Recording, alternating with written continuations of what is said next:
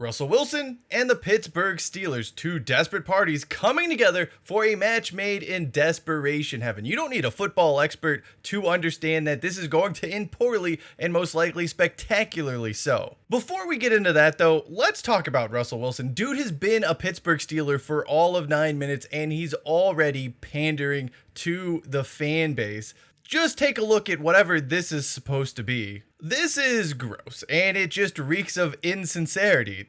Russell Wilson feels like the rock band or the wrestler who says, I love insert town here. Come on, like just go there. Like, why does it have to be this huge thing? Why do you have to try to pander to these people? Why don't you just prove it with your play on the field? And that is where we need to begin things today. There are those who will opine that Russell Wilson signing with the Pittsburgh Steelers, it makes sense. And on the surface, I suppose that is true. He's a veteran quarterback, someone who's won games in the past, who can be had for extremely cheap. There is no investment on the Steelers' part. Russell Wilson's getting a team-friendly deal. And in that regard, it makes sense.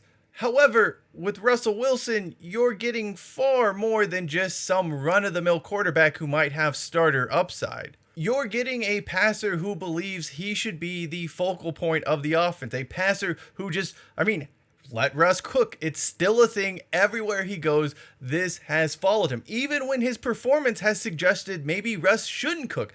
Now he's signing with the franchise, the football brand that is associated with a ground and pound 3 yards in a cloud of dust offense. These two concepts do not match up. Let Russ Cook and whatever the Steelers want to do on offense are just two wildly separate things. Ultimately, that will come to a head. It did in Seattle, it did in Denver, and it will in Pittsburgh if Russell Wilson wins the starting job. Russell Wilson, in Russell Wilson's mind, believes he should be throwing the ball 45 to 50 times a game. That is how he's going to lead a team to success. History, though, shows us that's probably not the case. While that may work in short stretches or in individual games, over the course of a season, having Russell Wilson throwing the ball 40 plus times in every single game, it doesn't really work. It's not a strategy for success. And yet, when he's not allowed to do that, there's a lot of agitation. The narrative becomes, why isn't Russell Wilson being allowed to cook? It's a distraction. It's kind of a headache for the teams he's been with. Why is Pittsburgh going to embrace that?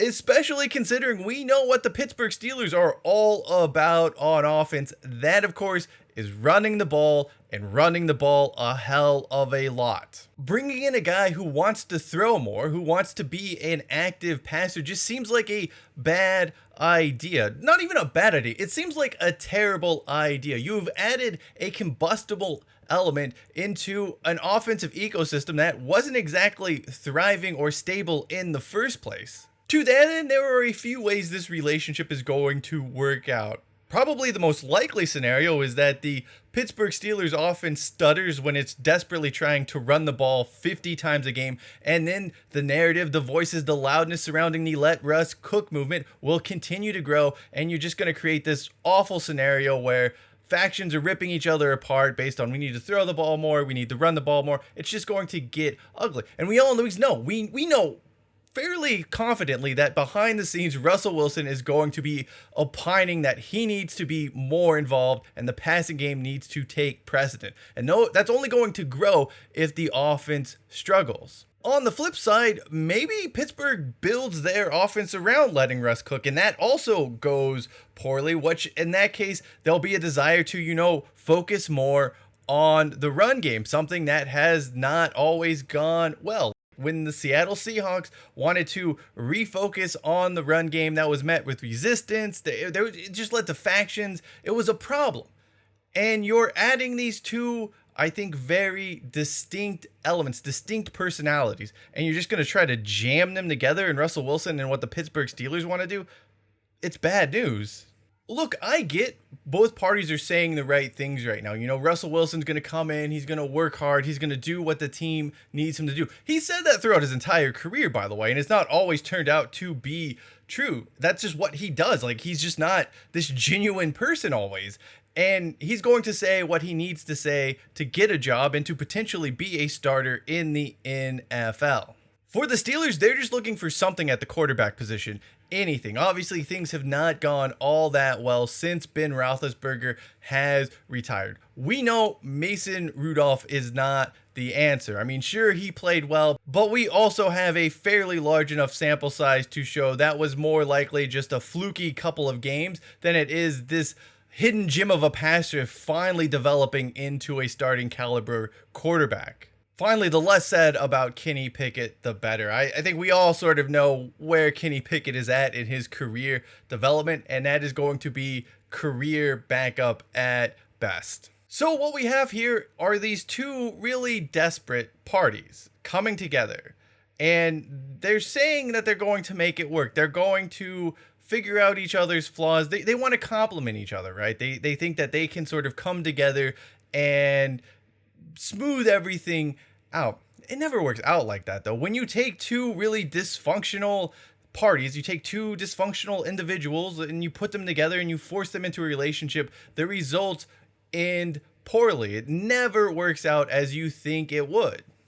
Expecting stubborn people with patterns of behavior to change, just, it doesn't work. Like, I mean, there are always a few examples of that happening throughout history, but more often than not, what you're going to get is just the same old, same old. Russell Wilson's going to be Russell Wilson, and the Pittsburgh Steelers are going to be the Pittsburgh Steelers, and those are just two. It's a square peg. It's a round hole here. When I look at the risk reward here for the Steelers, the risk reward here for Russell Wilson is not much. He's on his way out of the NFL anyway. Maybe he comes in and gets a starting job and parlays that into something else. I don't necessarily see that happen. I think we sort of see Russell Wilson trending downward in his career. That's something, by the way, the Seahawks called and nailed back a couple of years ago. So shout out to the Seahawks for actually sort of understanding where Russell Wilson was in his career path. This is just a player seemingly on the downside. So the risk reward here is the reward is he may become a starter again, and that's great for him. And there's really no risk because even if he doesn't land the starting job, we kind of know where he's going as an NFL player. The risk reward for the Steelers, though, is massive, and it's all tilted towards the risk. The reward for the team is what? Maybe a 9-10 win season and they get into the playoffs as a 6 or 7 seed. That's sort of what the team is right now. If you look at everything around it, you look at what it's built. Everyone wants to say, it's quarterback play. Quarterback play is holding them back. But I mean, honestly, the roster's okay, but it's not championship material. It's not good enough to win the AFC North Division. So how is Russell Wilson going to be any different than what you were getting from the position anyway? He's not going to improve the team by 3 or 4 games to move them into the upper echelon of the AFC. The risk, though, the risk is that he just rips the entire organization from the inside, where he just creates rifts in the offensive room. There becomes rifts between the offense and the defense, the coaching staff. Everything just implodes on itself like a dying star. A pretty apt metaphor for Russell Wilson, if I do say so. And you get the Steelers just imploding in on themselves in what will likely be a spectacular fashion, with leaks and just rifts in the locker room and coaching staff dysfunction. That is kind of what this move can bring. That's what I really don't get here from the Steelers' standpoint. The risk reward doesn't justify the decision. If anything, there's far more risk than reward here. If this was the New York Giants or another team that was just sort of struggling, even like the New England Patriots, who just needed something at the quarterback position and were hoping to capture some magic because they had nothing else to lose, I get Russell Wilson signing in that case. But the Steelers do have something to lose here, quite a lot, if we're being honest. The relationship between Russell Wilson and the Pittsburgh Steelers is one built on desperation, and relationships based on desperation, well, they just don't work out. They never have, and they never will. But I guess as an NFL fan, bust open the popcorn and let's see how this entire thing plays out. Thank you for watching this video. If you'd like to know a little bit more about the Pittsburgh Steelers tradition with signing and developing and starting mediocre quarterbacks, video in the upper right-hand corner is the place to go. Until next time, I am Cheyenne Hollis. This is the Touchback, and as we say around here, hashtag take it out to the 25.